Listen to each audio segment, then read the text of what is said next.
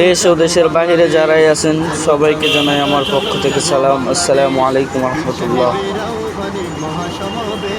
আপনারা সকলে অবগত আছেন যে আসছে আগামী 28শে জুন রোজ শনিবার ঐতিহাসিক সোহরাওয়ার্দী উদ্যানে বিশাল এক সমাবেশের আয়োজন করা হয়েছে।